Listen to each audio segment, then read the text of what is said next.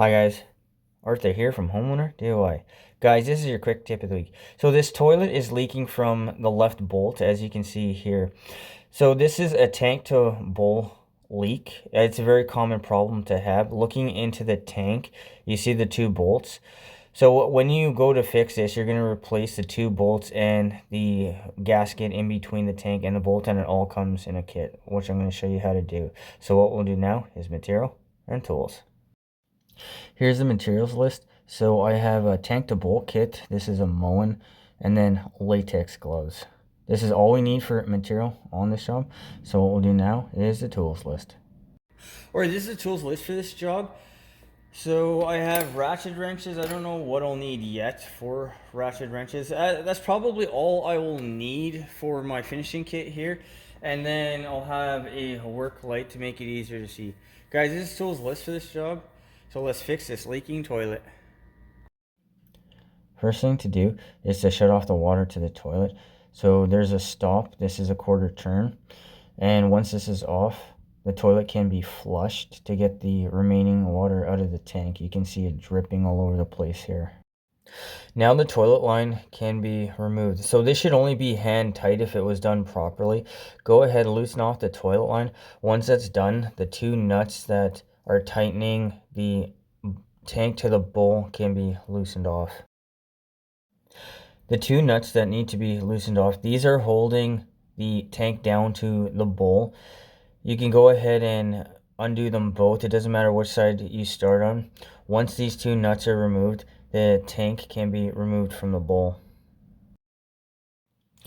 So this is the other side. It's just easier to see. The interesting thing with the current setup, the nuts are not actually the same side. One is a 9/16 and then the other one wound up being a 1/2 inch. This is what the bottom of the tank looks like. So we have the two bolts and the sponge gasket. The sponge gasket is deteriorating. I don't think it was leaking at the time, but it was at the end of its service life. So for the two bolts, there are nuts that tighten the bolt down to the bottom of the tank, and this is what compresses the rubber washer on the inside of the tank. Once the nuts have been loosened off, the bolts can be pushed out of the tank from the very bottom. With the bolt removed, this is the setup. So you have the bolt, you have the washer on the inside of the tank, you have a rubber washer on the bottom of the tank, a metal washer, and then the nut. This is the new gasket, so it can be put over the outlet of the tank. Make sure that you push this all the way down, and as you see here, the one part of plastic that is exposed, make sure that you put the gasket over that as well. This is the old one here, and you can see how bad shape this is. This is going to be a very common thing for a toilet to have happen because water is a solvent and it'll eventually destroy everything. The new bolts can be put into the tank, so it's going to be the same arrangement as the previous, where you have the rubber washer underneath the head of the bolt. Now the other rubber washer will go on the bottom, the metal washer will go on next, and then you're going to tighten the nut to tighten the bolt down to the inside of the tank. Once you have both bolts on and hand tight, go ahead and tighten down the nuts. Now for this Moen, this is a 12mm nut. How tight should you tighten it? If you tighten it too much, you're going to crack the porcelain tank. If you don't tighten it enough, you're going to have a leak. What is the torque? There is no torque to go by. I look at the compression of the rubber gasket, and then from there I will go ahead and stop. But I have nothing to tell you on how tight you actually need to do this. You don't want to leak, but if you tighten it too much, you're going to crack the tank. Now the tank can be put on top of the bowl. So the key thing here is just go straight down. You don't want to dislodge the sponge gasket from the outlet of the tank. So the metal washer should be on top of the nut. Now the problem I had was I had a leak from both of the bolts. So I moved the metal washer underneath the head of the bolt on the inside of the tank to try to compress the rubber washer a little bit wider. It's not the way it's supposed to go, but because I had an ongoing issue with a leak, that is why I made the adjustment on this job.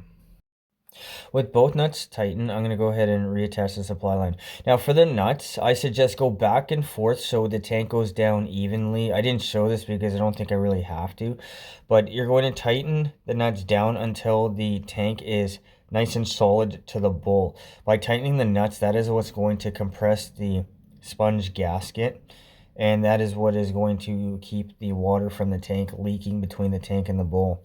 So with the supply line connected, I'm now refilling the tank. You see the water line imprint on the back.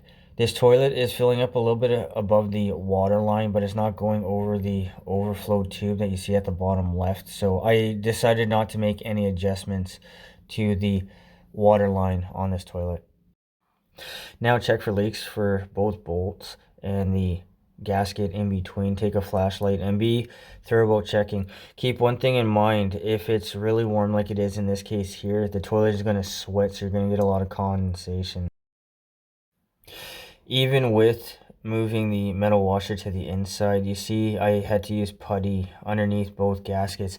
This is not the first time that this has happened. If you have a leak on the inside of your tank, you can use putty, and that's going to fill in any imperfection on the inside of the tank. I actually did this on the inside of the tank and then the bottom of the tank as well, because I had a leak more than once. But if you have a leak between your tank and your bowl, this is how you're going to go ahead and fix it. A tank to bowl kit is universal and it's easy to install on your own.